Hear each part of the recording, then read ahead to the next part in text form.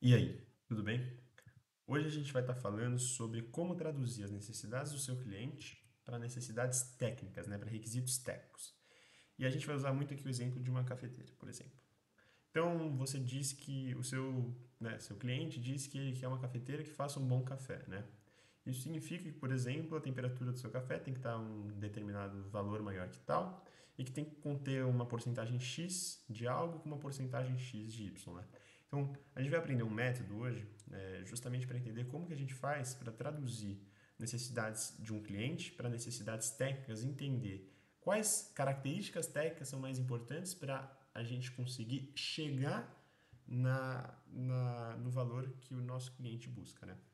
E a gente vai fazer isso justamente por meio de algo que chama QFD, ou Quality Function Deployment. É um método, né, que pega e transforma, né, requisitos técnicos, faz uma associação entre requisitos técnicos e requisitos, né, de preferência do consumidor, né, do nosso cliente. Então, a gente representa, né, a visualização do cliente a partir de alguns atributos, né, que geralmente podem ser um pouco difíceis de medir, e a gente representa, né, a visão do engenheiro a partir de atributos técnicos que podem ser medidos, né, e podem ser, né, mensurados, né, sujeitos, né, a requisitos quantitativos, né. E, e aí a gente vai usar, né, o que chama de House of Quality, né, como um esquema de documentação, né, em cima, né, para entender a correlação entre os atributos técnicos no momento de desenvolver um produto. Então, toda vez que você está falando em Quality Function Deployment, em QFD, você tem que ter um time de pessoas de todas as áreas praticamente de um projeto, principalmente um moderador. Porque ele que vai fazer, ele que vai estruturar todas as discussões que a gente vai usar no momento de construir essa matriz que é o QFD. E só para dar uma introduzida, o QFD ele é basicamente composto de 10 etapas, né? A primeira é coletar, né, os atributos do seu cliente e entender quais são os valores de cada atributo e nível de importância, né? Depois você faz, né, um planejamento de qualidade, né? Em terceira etapa, você coleta, né, os atributos técnicos e aí você vai ter, né, um esquema de uma matriz, né? Você pode colocar nas linhas os atributos do seu cliente e nas colunas você pode colocar os atributos técnicos. E aí você estabelece uma relação, né, na quarta etapa entre os atributos técnicos e os atributos do seu cliente, né, os atributos subjetivos. E aí você calcula, né, a importância de cada atributo técnico de forma absoluta e de forma relativa em relação, né, aos atributos do seu cliente. Né? Então, basicamente o que a gente está fazendo aqui é entender como os atributos técnicos vão influenciar na quarta etapa, né, os atributos do cliente, para a gente entender qual que é a correlação entre eles como um todo.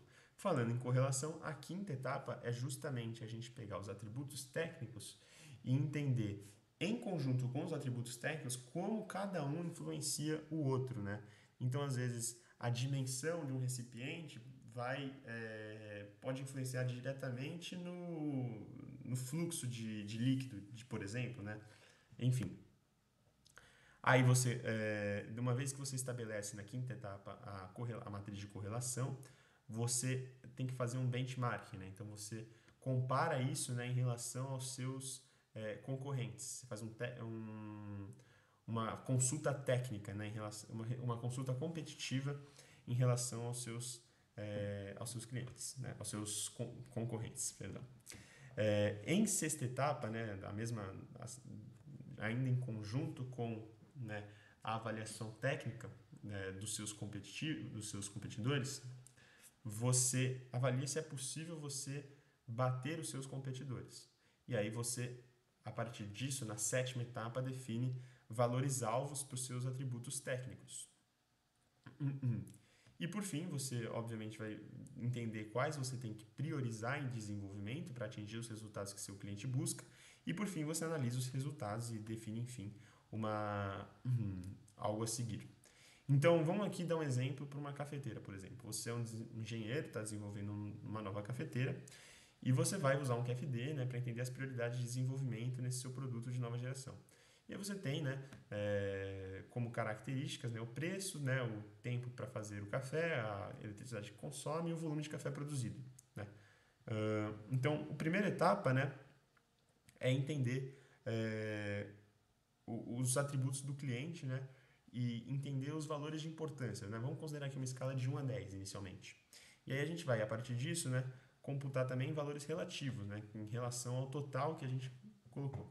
Então vamos supor aqui que o nosso cliente considera o nível de barulho, o tempo de preparação do café, energia consumida, qualidade do café, quantidade, capacidade de reter calor, né?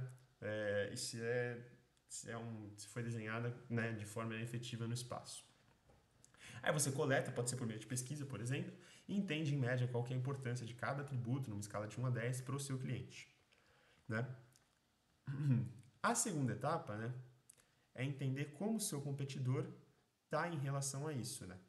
E aí entender, você compara o seu produto com o produto do seu consumidor, né? E aí você vai entender, basicamente, né, como que o seu concorrente está em relação a você e em relação à opinião dos clientes como um todo. E aí, né, uma vez que você entende, né, quais são os números que o seu cliente busca e os números que o seu concorrente tem, você define, né, um valor-alvo que você quer atingir, né, em nível de qualidade, né, para o seu cliente atingir.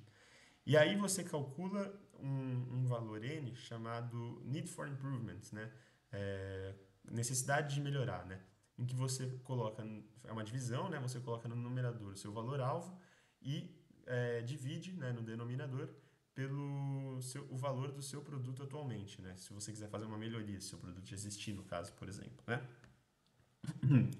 Enfim, então, né, a gente vai partir para a próxima etapa, né, que é definir o fator prioritário de vendas. Só fazendo uma correção, né? Os valores, né, a gente está considerando aqui que você já tem um produto, né?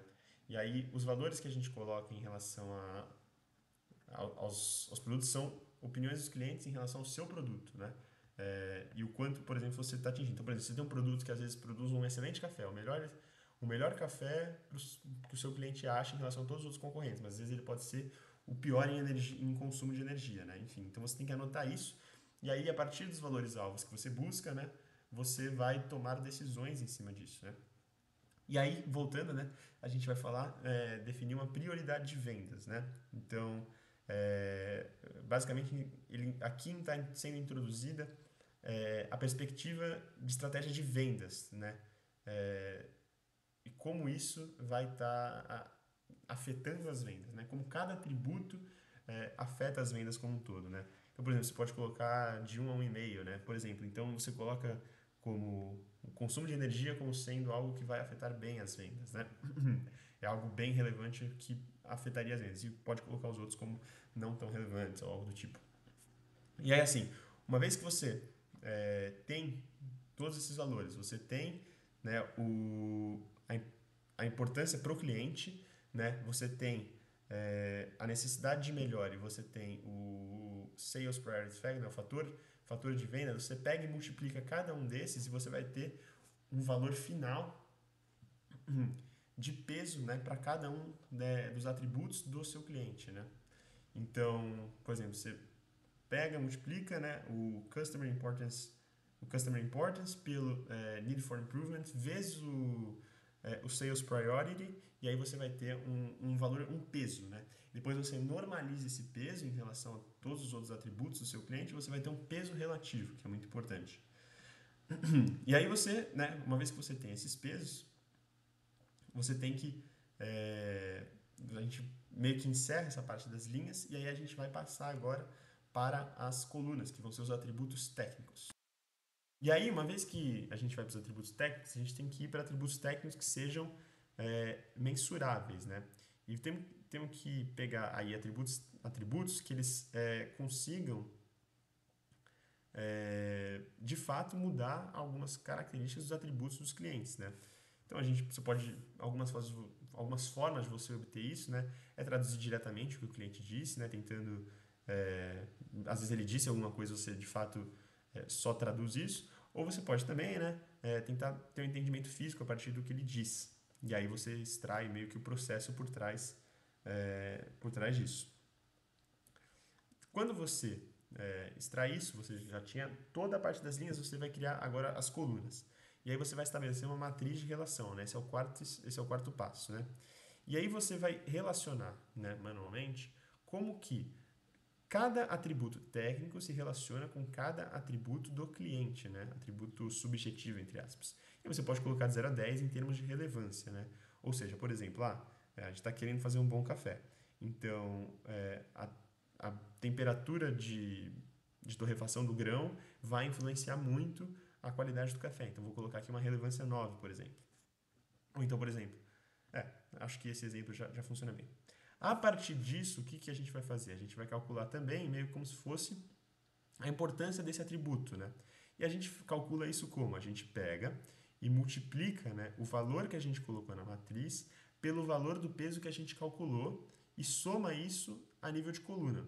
Então, por exemplo, vamos supor que o peso para o nível de barulho é 5 e a gente estabeleceu uma relação do fluxo, né, fluxo de líquido com o barulho em 3. Aí você multiplica esses dois e coloca, né, vai chegar em 15, né, 3 vezes 15, né, se você colocar o valor como 15. E aí você vai chegar à conclusão de que, bom, o valor técnico é 15, né, a importância técnica absoluta, né, para esse fator é 15. Aí você faz isso para todos os outros atributos técnicos que você colocou, normaliza eles de novo, você vai ter um valor relativo. E aí, quando você tiver esse valor relativo, você vai entender ali, vai conseguir extrair mais ou menos, né, qual o valor que é muito importante para você, qual que é o valor mais importante para você melhorar baseado nos pesos e nas relações, né? Aí, uma vez que você já entendeu qual que é o mais importante, você vai estabelecer também uma matriz de correlação entre os atributos técnicos. Uma forma bem simples de você entender, né, como um atributo técnico vai influenciar o outro. Às vezes é o que eu falei, né? Às vezes você tem o fluxo, vai influenciar na dimensão do seu recipiente, na sua máquina de café, alguma coisa do tipo, né? Então, e aí também às vezes vai permitir você, né, identificar alguns conflitos de objetivos, porque às vezes a correlação entre eles pode ser negativa, né? Então, por exemplo, às vezes o tempo para você, né, preparar o café pode entrar em conflito com o tamanho do seu recipiente, né? Então, é uma forma de você analisar, às vezes você pode ter objetivos que sejam conflitantes. Por isso que a gente meio que, né, calcula um score diferente para cada um, justamente para a gente entender qual que a gente tem que priorizar quando a gente tiver conflito de interesse entre um e entre outro.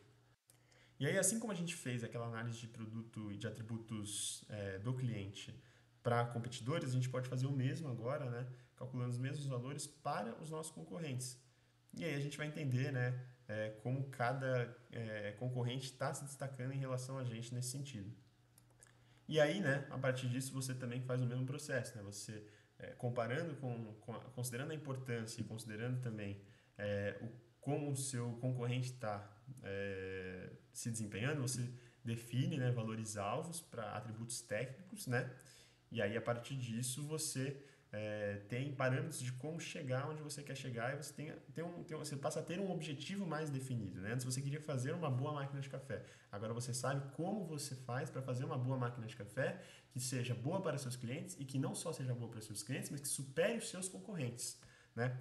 Então, além disso, você tem que também estimar uma dificuldade técnica, né, que seria para desenvolver isso, né? E aí você vai considerando isso tudo junto. No final, né, depois de fazer esse QFD, né, que chama, a gente vai ter o que chama de, né, House of Quality, em que você vai ter todas as informações relevantes integradas, né, em uma única planilha, e esse resultado pode ser, né, utilizado para analisar, discutir e finalmente você chegar em valores para você desenvolver um novo produto, né? Então é bem interessante a forma que isso funciona como um todo. E aí, né, você também pode fazer é justamente você definir, é, como a gente calculou, né, pesos para os nossos atributos, né, quanto mais um é importante, a gente consegue definir qual a gente melhora primeiro, justamente a partir, considerando aí a importância técnica e a dificuldade para desenvolver cada um. Então fica bem interessante. E aí não só isso, né, mas você também pode analisar seus competidores para entender, por exemplo, qual, às vezes algum atributo que melhorias você pode fazer olhando, por exemplo, como seu competidor está saindo e pegar, às vezes você está um pouco inferior, né, em algum atributo, mas você sabe que é de baixa dificuldade técnica para melhorar isso. Então, fazer essas análises, né, na House of na House of Quality pode sim ser feito, né, justamente porque é uma planilha muito poderosa, você vai ter muitas informações sobre tudo. Então, bem interessante. E basicamente aqui a gente encerra, né, tudo que a gente estava falando sobre requisitos no geral, né. Espero que vocês tenham gostado dessa parte, né. No próximo vídeo a gente vai falar de um novo assunto. E, bom, fico por aqui, né, mas só para revisar, não se esqueçam de se inscrever no canal, curte esse vídeo e, né, o que a gente viu aqui basicamente foi, a gente viu análise SWOT, a gente viu benchmarking, que a gente viu positioning e, né, o reverse engineering. A gente viu um pouco de storytelling, né, em que a gente viu user stories, a gente viu, né, fez todos aqueles desenhos, né?